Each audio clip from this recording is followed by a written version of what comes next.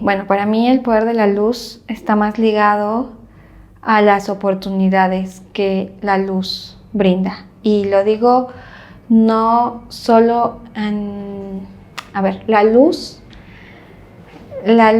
es solo la mitad de la historia. La otra mitad tiene que ver con la oscuridad. No hay una sin la otra. Y en medio de eso hay un montón de grises, matices, capas. Y entonces así es la vida también. O sea, no solo en la foto. O sea, cuando hay una luz, te da la oportunidad de ver ciertas partes de esa capa, de esa realidad. Pero la luz permite que se abran las sombras. Y si eres capaz de englobar, de entender los contrastes, de entender que en la vida, en la foto, en todo hay claroscuros, ¿no? Creo que eso te brinda la oportunidad de tener un entendimiento como más profundo, ¿no? O sea, a mí la luz es una oportunidad de contar, pero también de profundizar y de, no sé, de contrastar, sentir, vivir, explorar, buscar el entendimiento, filosofar. O sea, no entiendo la luz sin la oscuridad y no entiendo la luz sin los contrastes, sino para mí, porque así es la vida. O sea, nosotros no hay un ser que sea completamente luminoso ni un ser que sea completamente oscuro. Entonces, la luz es una oportunidad de entender la complejidad de la vida.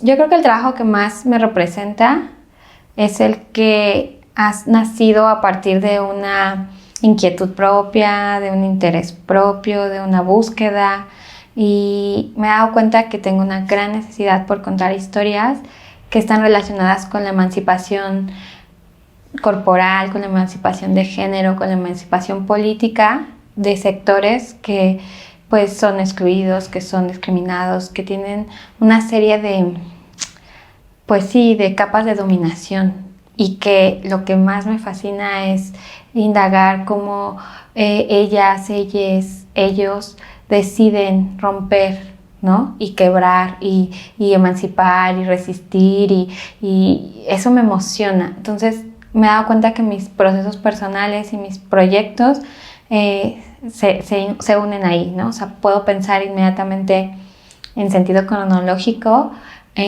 Primero en Sin Vainilla, que es un trabajo de BDSM, de la comunidad BDSM, Bondage, Discipline, Sadomasoquismo, que es una comunidad dentro de la Ciudad de México, que es una comunidad un tanto clandestina, o sea, poco vista, poco trabajada, poco documentada, pero que es inmensa. O sea, es mucho más grande de lo que pensamos, ¿no? Y que es quizás clandestina no tanto porque ellos y ellas quieran serlo, sino porque hay una sociedad que tiene un concepto del amor, del goce, del placer, que es completamente tradicional. Entonces, prácticas como estas que resignifican el dolor, que tienen una serie de sesiones poco poco ortodoxas, pues son como muy nada aceptadas, son rechazadas, ¿no? Entonces, yo creo que ese fue mi primer proyecto importante. Me cambió, me enseñó, y me encantó porque yo llegué ahí con un prejuicio. O sea, yo vengo de una familia de izquierda, una familia muy ligada a los movimientos sociales. Soy una mujer que fue criada con todas estas reivindicaciones políticas, y entonces para mí era difícil entender cómo pues una persona puede entrar a un rol de sumisión de manera, pues no sé, voluntaria, ¿no? Y entonces aprendí, o sea, creo que no hay mejor proyecto que aquel que te quita un prejuicio y te enseña y te hace crecer como persona, ¿no? Entonces, Sin Vainilla amplió mi forma de pensar, mi entender del placer, mi entender del consenso, ¿no? En una pareja heterosexual, cisgénero, tradicional, puede haber mucha más violencia, ¿no? Que que lo que nosotros imaginamos que puede haber en una práctica, en una sesión de BDSM, ¿no? Porque ahí lo que hay consenso, hay placer, hay comunicación, hay exploración, hay libertad sexual, corporal. Entonces, la verdad es que yo aprendí mucho. Creo que es un proyecto que además yo lo seguí y ahora él me sigue a mí. Estoy a punto de tener una segunda vuelta con él. Ahora, después de yo pasar por un proceso muy ligado al movimiento feminista, que nos ha pasado a muchas fotógrafas, de cómo eso nos cambió. O sea, el movimiento feminista cambió la forma en que entendemos la imagen, la forma en que nos aproximamos a los temas, cambió nuestras propias concepciones dentro de la profesión y nos ha cambiado como mujeres. Entonces, quiero regresar a ese tema con una mirada feminista. Y curiosamente, ¿no? Recientemente, chicas practicantes de BDSM me dijeron: resignifiquemos, hagamos algo desde el BDSM feminista, y me parece increíble y me emociona. Y esto lo ligo directamente a otro tema, ¿no? El movimiento feminista en la Ciudad de México, yo me he dedicado a documentarlo los últimos 3-4 años de manera súper cercana, tanto con las chicas, las protestas, como con las madres que buscan justicia, las madres de desaparecidas, los procesos que tienen que ver con las audiencias, los acompañamientos que se dan entre ellas, porque el feminismo es así de amplio. O sea, el feminismo que todo el mundo ve en las calles es uno, y claro que es importante, fuerte, decidido, corporal, tomando los espacios públicos. Ese lo necesitamos y visualmente es muy potente. Pero también está otros muchos feminismos que se tejen justo en el acompañamiento entre víctimas, en el acompañamiento entre amigas, en el cuidado. Y creo que a mí documentar esos procesos ha sido importante. Y no puedo dejar de decir que eso mismo, yo creo que un tema te lleva a otro, es increíble. O no sé si un tema te lleva a otro, tú misma estás en una búsqueda todo el tiempo. Hubo un momento en el feminismo, un debate que ahorita sigue amplio y en el cual yo tengo una postura como súper clara. Hubo un sector del feminismo que empezó a hablar de excluir a las mujeres trans como sujetos políticos del feminismo, y para mí es algo que yo no entiendo. Entonces, como periodistas, las cosas que no entendemos creo que nos obligan a buscar respuestas, ¿no? Y nos obligan a brindar escucha, a tratar de buscar que otras personas entiendan eso que también nosotros no comprendemos, a tratar de acercar esas narrativas de entendimiento a la sociedad. Entonces eso me hizo brincar a hacer un proyecto que se llama No necesitamos permiso, sin pedir permiso, que es sobre adolescencias trans. Y también, o sea, creo que los 3 temas me han cambiado, me han enseñado. Para mí, yo decía, si el feminismo quiere excluir a las mujeres trans, a los hombres trans, a las personas no binarias, yo necesito saber quiénes son, cómo se sienten, desde dónde están viviendo estos procesos, ¿no? Y entonces por eso decidí acercarme a los adolescentes, a las adolescentes no binarias. Y me llevé una sorpresa increíble porque son personas que han trabajado mucho su sentido de identidad, su relación con su cuerpo, su relación con sus afectos, entre ellos su familia, que puede ser un factor determinante para la aceptación o para el rechazo, ¿no? Están desarrollando, sobre todo las nuevas generaciones, un concepto de la lucha por sus derechos a la existencia, al nombre, a las actas de nacimiento, a una vida que les reconozca en su diversidad. Y a mí eso me pareció fascinante. Entonces, contar esas historias desde el centro, por ejemplo, desde historias que tienen que ver con un adolescente trans no binario de la periferia de la ciudad, hasta irme a Ciudad del Carmen, en Campeche, con una chica trans, ¿no? Sara, que no es lo mismo vivir siendo trans en la Ciudad de México que en algún otro estado de la República, ¿no?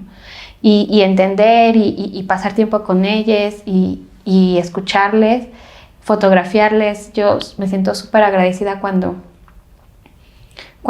una persona te abre su espacio, más agradecida cuando te abre su vida y mucho más cuando te abre sus vulnerabilidades, sus historias, lo que le constituye.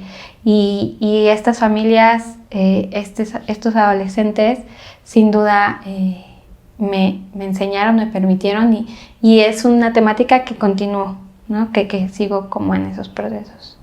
Es difícil acercarse luego a estas temáticas porque además de que son menores de edad, pues están pasando por procesos discriminatorios, por procesos que vulneran sus derechos. Entonces es súper importante acercarse de la manera más respetuosa, cauta, mesurada, con empatía, pausada, paciente. Entonces la forma en que yo llegué a esta historia de Sara, por ejemplo, fue a través de la Asociación de Infancias Trans.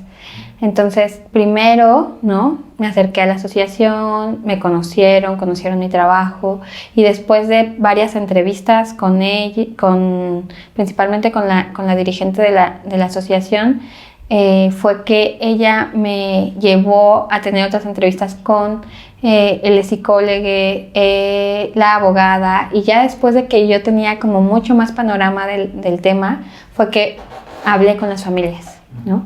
Y una vez que hablé con las familias, después pude hablar con las adolescentes. O sea, son como distintas capas que uno tiene que ir pues transitando, ¿no? Para que entonces se abra la oportunidad de contar esta clase de historias. Entonces fue así como recorrí y a mí me gustaba mucho la idea de que fuera una historia fuera de la Ciudad de México.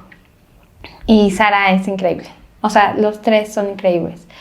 Sara, que es una chica trans, Luis, que es un chico trans, y Yael, que es un adolescente trans no binaria. Creo que los tres temas están ligados por la emancipación del cuerpo y por la aceptación del cuerpo como un territorio que nos habita.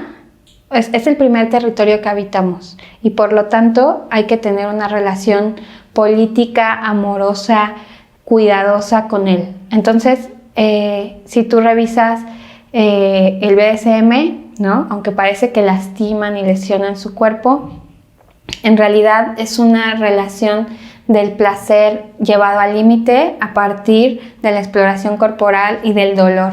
Pero su relación con su cuerpo tiene que ver con el placer, ¿no?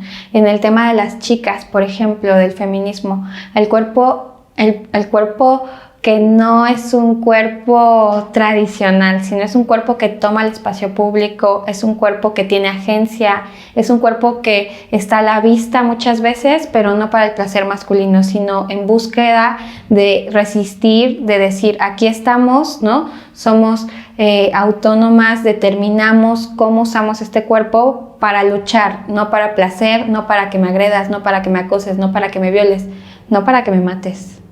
Es un cuerpo donde nosotras, ¿no?, hemos decidido decir, no estamos al servicio de nadie, ¿no? Mi cuerpo es mío y solamente mío, ¿no? Yo decido.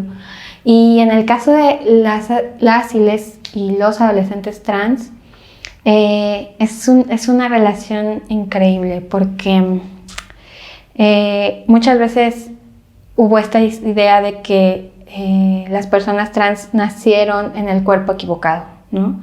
Y entonces estas nuevas generaciones vienen a decirnos, no es cierto, no es que yo haya nacido en un cuerpo equivocado. Este cuerpo que me habita y que quiero luchar contra la disforia que me puede causar porque yo estoy muy consciente del género que soy, ¿no? Ahora es un cuerpo que habito, que algunas veces sí voy a cambiar a partir de alguna pues sí, tratamiento médico, o a veces no lo voy a cambiar y no por eso dejo de ser trans y no por eso dejo de no estar consciente del género que soy, de que soy mujer, de que soy hombre, de que soy una persona no binaria.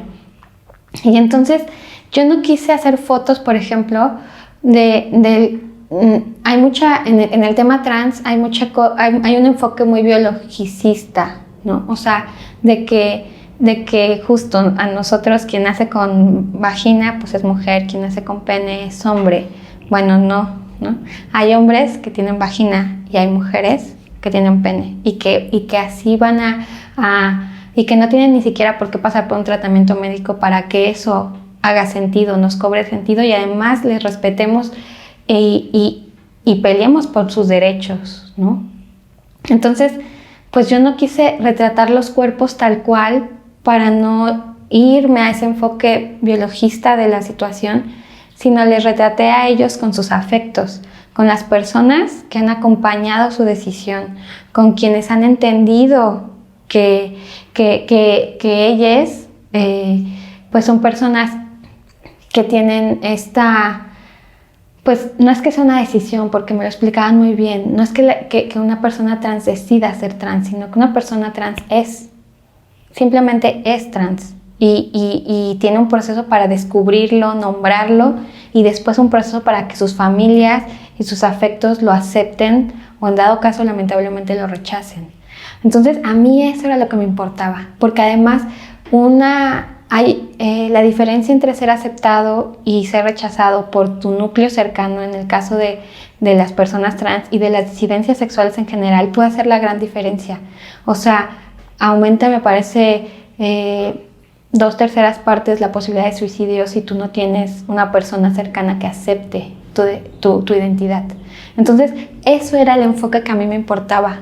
El cuerpo en ellas es un tema muy, muy importante, pero yo no iba a fotografiarles el cuerpo, yo le iba a fotografiar los afectos que cuidaron ese proceso de transición, lo que sus gustos, sus recámaras, ¿no? Sus mascotas, o sea, aquellas cosas de las cuales ellos se agarran para pasar el mal día, el día que alguien los bullió en la escuela, ¿no? O sea, tengo una foto de Yael que tiene a su cuyo, que se llama Cuy Cuy, y la forma en que él la toma con las uñas pintadas, ¿no? Con unas manos grandes, esta dualidad de género de unas manos grandes pintadas, con un cuyo, ¿no? Entre ellas, ¿no? Que es su mejor amigo, es con quien habla después de pasar por todo lo que tiene que pasar. Entonces a mí me interesaba eso, me interesaba enfatizar en la importancia de hacer comunidad alrededor, específicamente de los adolescentes trans, pero de cualquier disidencia sexual, porque están ellas, pero están las mujeres que deciden maternar juntas, están también las agresiones contra los homosexuales, están también las agresiones que sufren pues las personas que se transvisten, o sea, todas las disidencias sexuales necesitan que hagamos comunidad. Yo estudié Ciencias de la Comunicación en la UNAM, soy egresada de la Facultad de Ciencias Políticas de la UNAM, mejor conocida como Polacas. Yo estudié ahí periodismo, ¿no?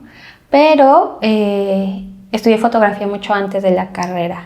Yo empecé a estudiar fotografía como a los 16 años en el Faro de Oriente, en el barrio, en el Salado. Allá fue mi primer taller de fotografía. Todavía me tocó la cámara análoga, entonces fui esa generación que aprendió en cámara análoga, pero que inmediatamente dio el salto hacia la digital, lo cual me siento muy agradecida porque entendí el cuarto oscuro, entendí toda esta cosa de la magia que se da en esos rituales que antes teníamos, pero no tuve como mayor problema en transitar hacia lo digital. Estudié fotografía después en diversos cursos, ¿no? O sea, sobre todo en gimnasio de arte, y la verdad es que a partir de ahí empecé, saliendo de la carrera, prácticamente ingresé a trabajar en los medios de comunicación. Empecé en El Universal, después estuve en El Economista, posteriormente en Excelsior, y ahorita, en una nueva etapa, estoy iniciando mi vida como independiente, como freelance, y bueno, colaboro con El País, con la agencia Reuters y también con Pie de Página. Entonces, pues la verdad es que pues ya son un poquito más de 10 años, ¿no? Como rozando los 11 de pues de hacer fotoperiodismo, fotografía documental y también una que otra vez fotografía como más conceptual, porque yo soy de esta idea de que hubo un tiempo donde hubo un pleito casado, ¿no? Con la fotografía artística, conceptual y con la fotografía documental y periodística, y un encontronazo que podemos ver en estas discusiones enormes sobre la Bienal, sobre los espacios que merece la foto, que los merecemos que el centro de la imagen sea diverso, merece que todos los museos acojan las diferentes formas de hacer fotografía, y yo por eso he decidido que parte de mi formación, estuve en FONCA, fui becaria de jóvenes creadores, que mi formación como fotógrafa debe tener dos ejes, ¿no? El eje periodístico, también tuve la beca de Prende de la Ibero, y he tomado una serie de seminarios para pulir el tema de investigación, el tema de aproximación periodística, pero también he explorado todo lo que tiene que ver con una fotografía, lo que le llaman nueva fotografía documental, también fotografía artística, que tiene no que ver necesariamente con esta visión de la foto estilizada, compuesta, que la luz sea perfecta, sino más con el tema de contemporaneidad, de experimentación, de hacer un poco más abstracto los temas, ¿no? Entonces, siento que ambas formaciones se decantan en lo que yo hago. Estoy convencida de que mi foto está más ligada al documentalismo, a la foto directa, pero todo este bagaje que afortunadamente he tenido a partir de que otros y otras fotógrafas han sido generosos compartiendo su experiencia y sus trabajos, creo que me ayuda a de pronto tener esta necesidad de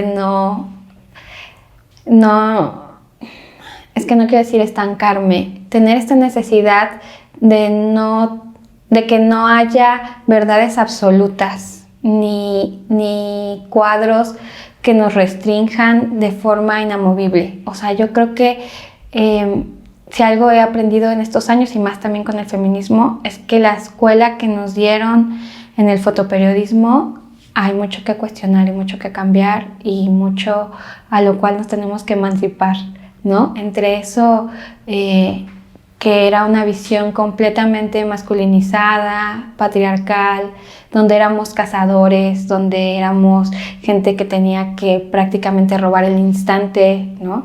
Y no, tenemos que tejer el instante, tenemos que construir la relación con los otros, tenemos que aprender cuándo hay que bajar la cámara y ser respetuoso con lo que está sucediendo, porque en el momento en el que pongamos por encima la foto al dolor de las personas, o sea, que la foto no se vuelva nunca algo que sume a lo que están viviendo otras personas en manera negativa. O sea, siempre hay que reentender un montón de cosas de lo que aprendimos en las escuelas de fotoperiodismo, y creo que en ese sentido, todo, o sea, los periódicos, ahorita que estoy colaborando en nuevos lugares, pues ha sumado a eso, ¿no? Y también voces de afuera, ¿no? O sea, voces que no directamente participan en el gremio, pero que sí hacen otra clase de fotografía, y creo que de ahí se puede aprender mucho. Cuando yo empecé en esto, creo que en el ambiente, o sea, cuando ingreses al fotoperiodismo, al menos cuando yo inicié, el ambiente era muy en la competencia. O sea, sigue habiendo competencia, pero los matices han cambiado, las formas se han transformado, o al menos muchas de nosotras estamos reentendiendo cómo conducirnos. No sé, recuerdo mis primeras asignaciones en donde a las mujeres, por ejemplo, y voy a hablar de nosotras, se nos exigía mucho tener que demostrar, o sea, tener que que demostrar que podías pelear hombro con todos los compañeros, que podías ser capaz de empujar, incluso una cosa hasta física, ¿no? O sea, como de poder ponérteles muy al tú por tú. Era parte de la chamba, ¿no?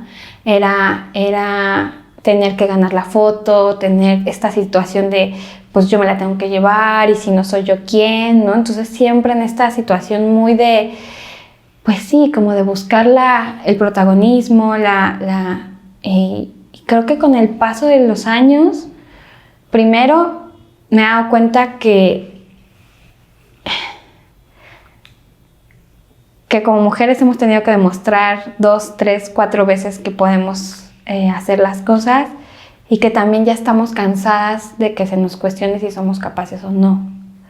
Entonces, una vez que te quitas ese peso de tener que demostrar, creo que te puedes enfocar mucho a qué es lo que tú quieres decir, desde dónde lo quieres decir, por qué lo quieres decir, para qué lo quieres decir y qué particular de ti puede habitar esa mirada, esa forma de trabajar. O sea, creo que los periódicos a veces sienten que tienen, no solo los periódicos, los medios en general, sienten que tienen trabajadores, trabajadoras y que lo que necesitan es como hacer patrones de trabajo. Y yo siento que hay una trampa en eso, ¿no? Hay una trampa porque, pues sí, puedes tener una foto estandarizada, pero en realidad matas la esencia y el ojo y lo que cada persona desde su historia de vida y desde su propia experiencia puede aportar y puede como hacer diferente. Entonces yo siento que la que de ahora intenta siempre aproximarse a sus órdenes y tener pues una exigencia ya no de los otros, una exigencia propia de irme de ahí con imágenes que tengan alta calidad, pero que sean de qué también. O sea, no solo basta a veces con que estén bien expuestas, estén bien compuestas, estén bien resueltas de manera informativa, sino que ahora también creo yo que busco que se note desde ese aprendizaje que he tenido y que me hace un poco distante y que no solo yo lo he tenido, lo estamos teniendo las mujeres en general. O sea, escucho a Sashenka hablar de su proyecto ahorita con el que ganó y digo, claro, es que no solo a Sache, o sea, Mónica González, o sea, hay un montón de mujeres que venimos haciendo proyectos de largo alcance y que entonces la aproximación es pausada y no por eso menos contundente, que es cuidada y no por eso es menos impactante, que es mucho más trabajada, que tiene que ver con irnos de la idea de que necesitamos una foto de portada únicamente, sino que en realidad podemos contar una serie que podemos contar una historia con una serie de fotos. O sea, creo que se nos deje de ser la cazadora de portada para empezar a cultivar cómo contar historias. Entonces creo que no porque esté mal tener la portada, sino que solo es otra aproximación y quizás vas a tener la portada, pero no como con esta... Sí, es que sí nos enseñaron a cazar las portadas. Y yo al menos estoy buscando aproximarme desde otro lado. No sé muy bien si me estoy dando a entender. De hecho, es muy curioso porque hace unos 3, 4 días una chica me mandó una foto de ese momento que yo nunca había visto.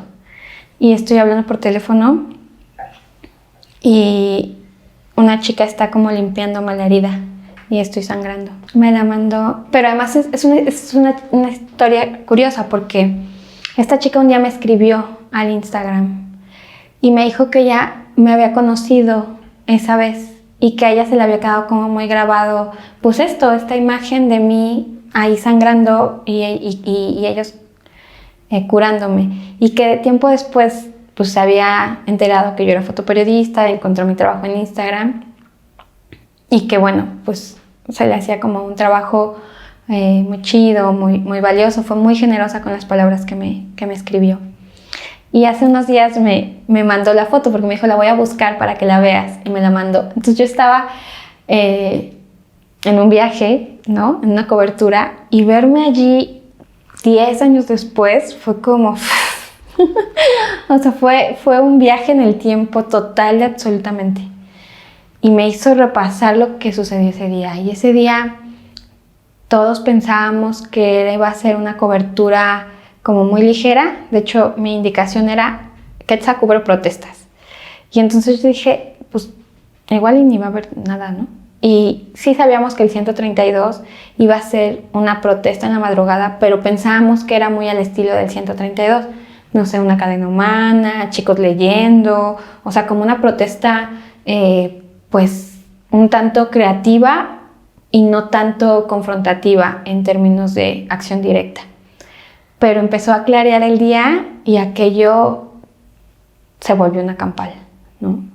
Creo que los chicos iban pues dispuestos a hacer una protesta de acción directa y la respuesta policíaca fue tremenda, fue muy grande. Entonces, pues dentro de lo que sucedió fue que yo recuerdo que...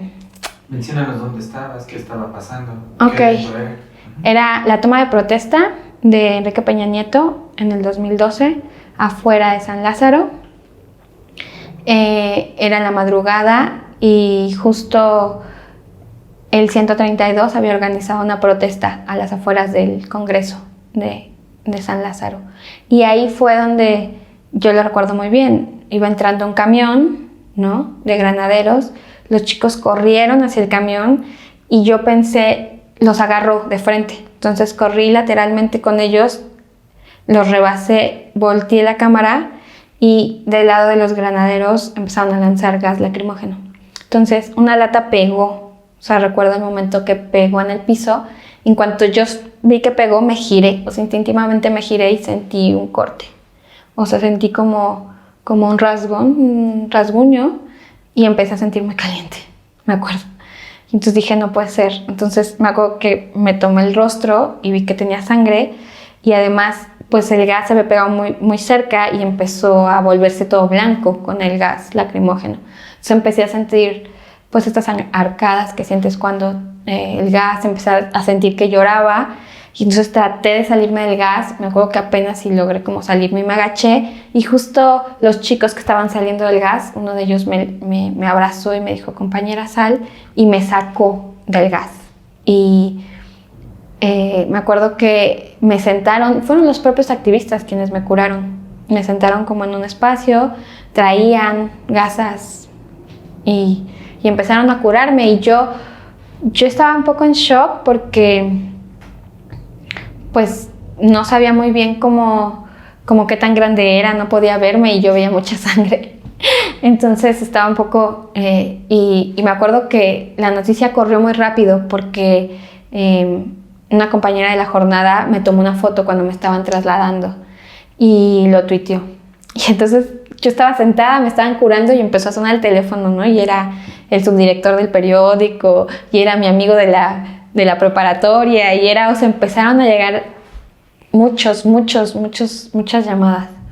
Entonces, pues yo era muy nueva en el periódico, tenía recién que había ingresado a Excelsior y pues bueno, de todos modos decidí quedarme. Después llegaron ambulancias, la refriega fue muy dura, ahí perdimos, bueno, ahí lamentablemente murió Cuy Kendall y bueno, varias personas resultaron heridas. Entonces hubo muchas ambulancias que llegaron y pues fue que alguien ya me pudo hacer como la curación de manera más apropiada y fue que me quedé.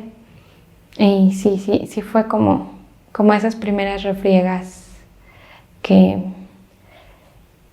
marcan como un antes y un después pues de una carrera periodística, ¿no? Como entiendes, y no solo, no de mi carrera, sino que fue la primera vez que yo vi ese nivel de represión por parte del Estado en una manifestación. A mí, como una persona que iba ingresando a los medios, fue la primera vez que lo viví. Yo había escuchado muchas historias de colegas de sexenios anteriores, pero para mí esa fue la primera vez que vi a los granaderos golpear ciudadanos, que sentí los gases lacrimógenos, que me rasgó uno de ellos. Fue la primera vez que vi ese nivel de represión en las calles. Entonces esas cosas pues te marcan, o sea, se te queda. Yo participé 2 veces ya en la exposición en las rejas de Chapultepec, convocada de la colectiva Desde Nosotras, que en realidad es una iniciativa increíble que ha unificado la mirada femenina de las fotoperiodistas de distintas generaciones y que se ha coronado, se ha visibilizado a partir de 2 exposiciones en las rejas de Chapultepec. Yo he participado en las 2, he salido seleccionada en las 2 y ambas han sido fotografías de mujeres en protesta. Entonces, la primera es una imagen tomada en una protesta por los 43 estudiantes desaparecidos contra Enrique Peña Nieto. Es una chica que tiene el torso descubierto, es una chica punk, tiene los brazos extendidos y atrás de ella están justo saliendo los granaderos de Palacio Nacional. Ella está de espaldas, no las ve venir y les está gritando a las personas que están como frente de ella. La segunda imagen es una chica con una capucha.